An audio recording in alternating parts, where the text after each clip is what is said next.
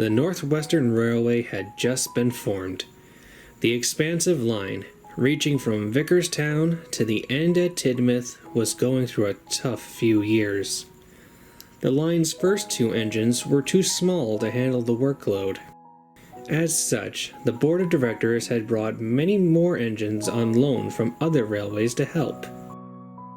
And I'm sorry to say, frictions existed as the loaned engines treated the resident engines quite poorly.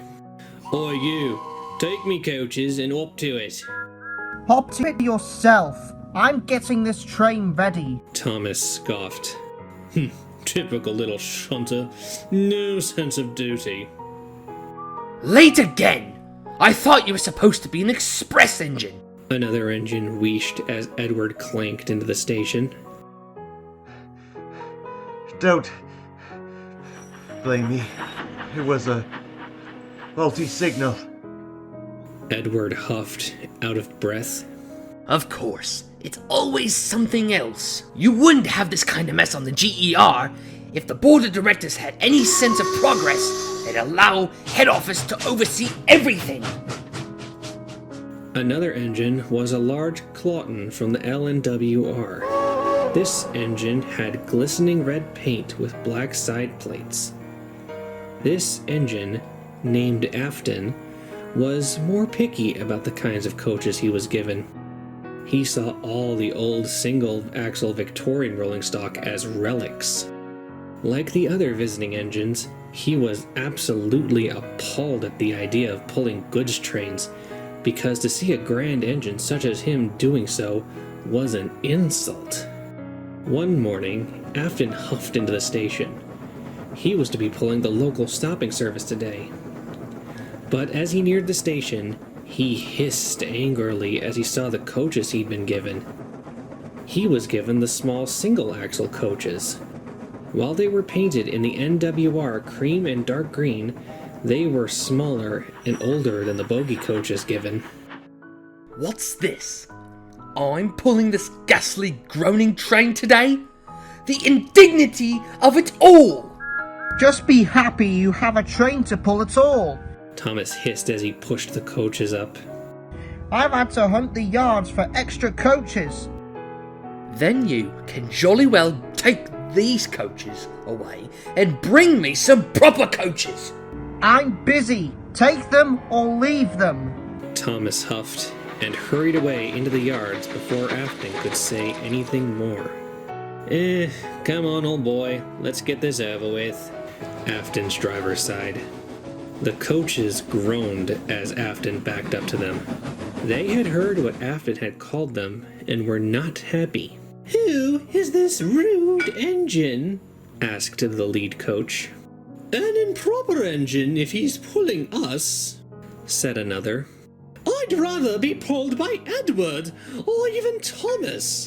At least they are proper engines who know how to treat coaches right," the brake coach added. Shut up! I am a proper engine. Better than Tiny Thomas or Old Iron Edward. Now come along! The guard's whistle blew and Afton huffed out of the station in a rage. His face was almost as red as his paint. As Afton raced down the line, the old coaches groaned and creaked. They were older and were not used to running at express train speeds. They tittered nervously as they rolled along. "Slow down! Slow down!" they wailed. Shut up! Shut up! Afton barked back. Just then, the brakes on the train came on.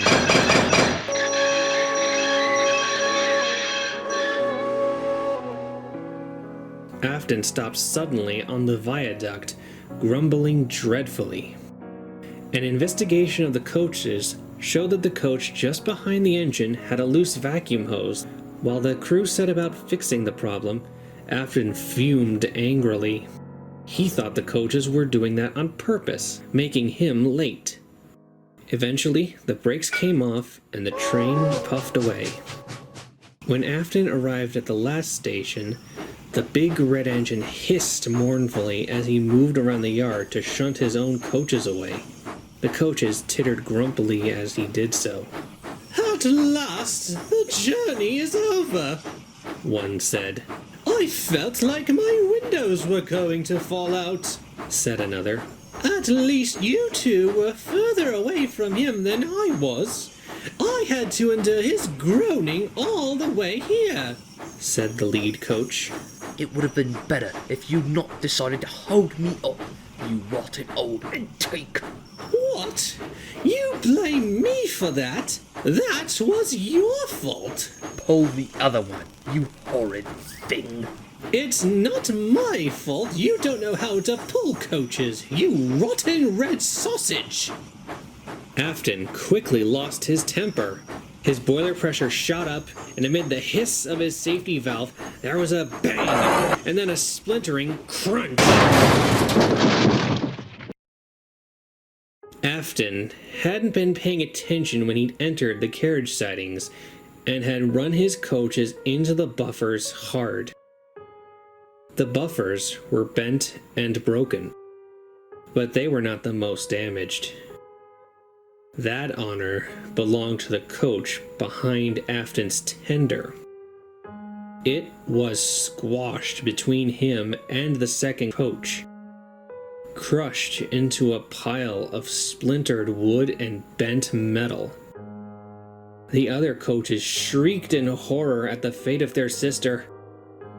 Afton just sniffed indignantly.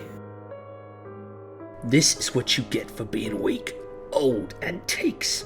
If you only been proper coaches, this wouldn't have happened.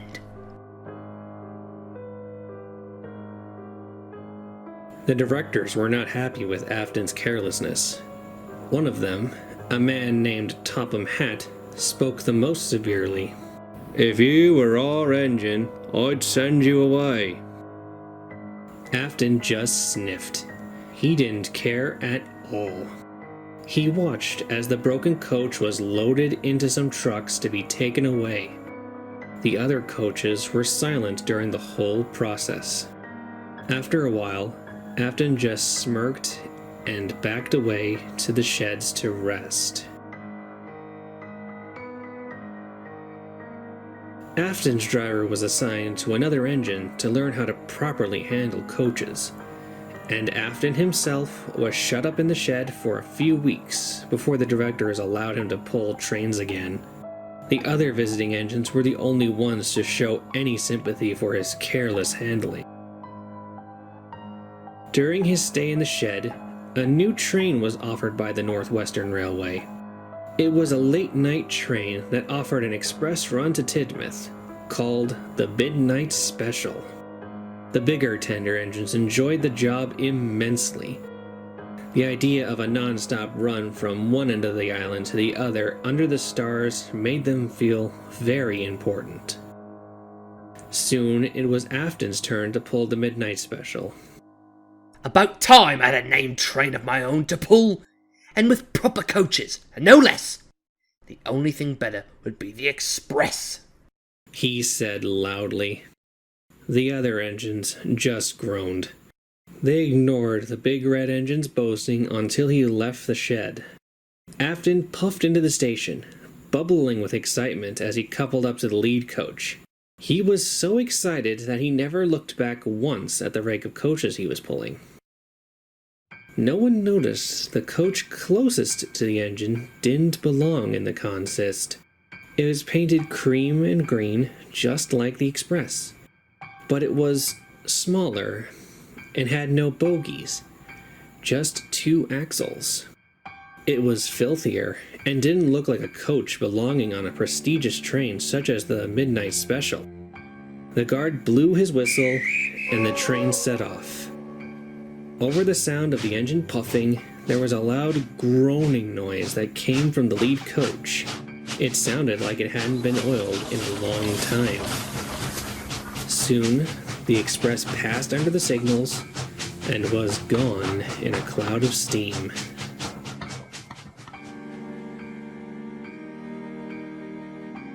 A phone rang in the signal box at Kelsthorpe Road.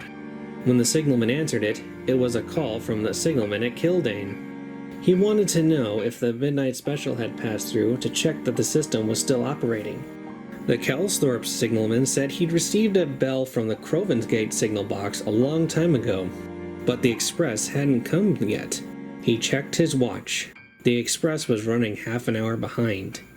Just before the signalman could hang up the phone to call Crovansgate to send a work train to check the line, there was a knock at his door. He opened it to see the midnight special's guard standing there, panting heavily. "Have you seen our engine?" he asked. "What engine? No engine has passed by my box for over an hour." The guard then went pale. That's not possible. You must be mistaken. I've just come from the midnight special, and I've not seen our engine anywhere." "I swear on me mother's head no train puffed past this signal box. I would have seen it." "Come on, man, you're speaking all kinds of rubbish." "I am not. Our entire train is missing its engine. It's like it's disappeared into thin air." "Come on, mate. Have a cup of tea and explain what you're trying to say."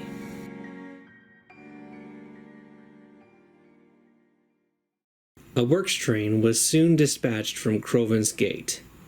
They found all 6 express coaches sitting on the main line neatly, and the irate passengers.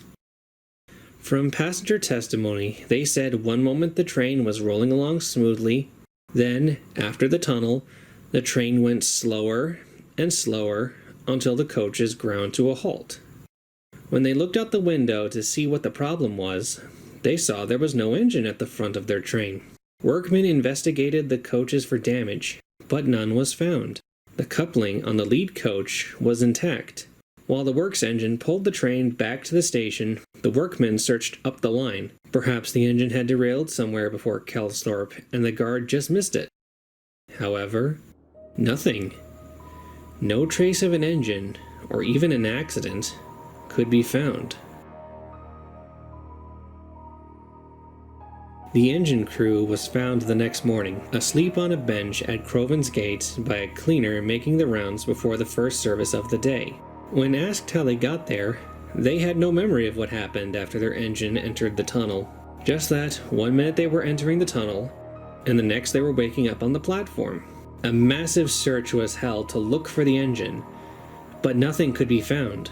For a long time, the Midnight Express was discontinued as the more superstitious passengers refused to ride the express after midnight, worried that if a whole engine could vanish, then why not a whole train of passengers?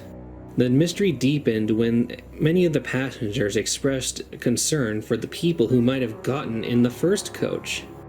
The investigators noted that all the coaches were still on the train, but the passengers were insistent that a coach was missing from the express, a small coach just behind the engine. Station staff, porters, and the engine crew of the shunder who assembled the train were just as adamant that they had gathered the rake of 6 express coaches, no more, no less. After extensive investigations, relief was brought to the passengers to hear that everyone who'd bought a ticket for the Midnight Express was accounted for. But the mystery remained. What happened to the engine and the alleged coach? How could an engine's crew wake up at a station with no memory of how they'd gotten there?